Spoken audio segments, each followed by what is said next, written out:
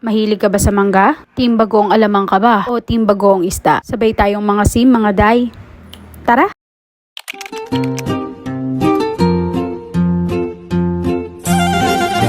Ako si Kate.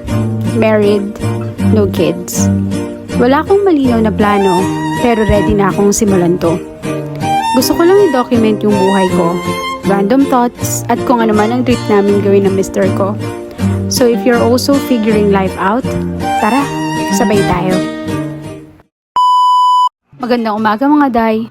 Nasa office na nga ako neto at parang kakaiba yung araw ngayon. Paano ba naman kakaiba yung gutom ko today? Kaya eto, naisipan na naming mag-breakfast ni Belle. Hindi talaga kasi kami nag-uumagahan. Kadalasan ang ginagawa namin, brunch. So mga 9:30 pa lang, kumakain kami ng full meal. At madalas nga, dinner na yung kasunod. Inabay ko na nga rin pala yung pagbili ng toothpaste kasi naubusan na kami. Dito nga kami sa Lawson unang bumili, tapos yung breakfast naman nakakainin namin sa Dadja. Hindi naman yun malayo kasi katabi lang yun ng Lawson. Hindi na nga ako nakapag-video kasi ang daldal ni Belle.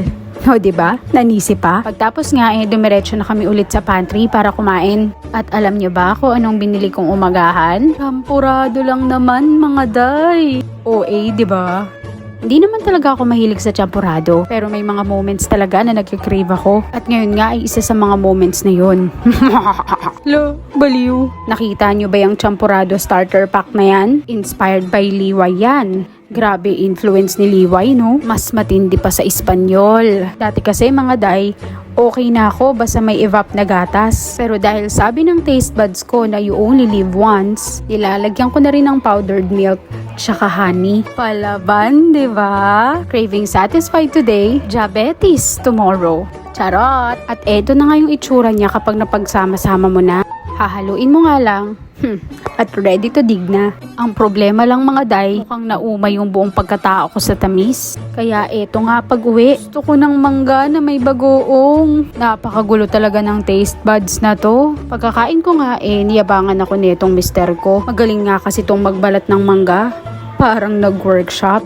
Kulang na nga lang gumamit ng ruler para pantay-pantay yung balat. Kita nyo yan? Kailangan hindi yan magkalas-kalas.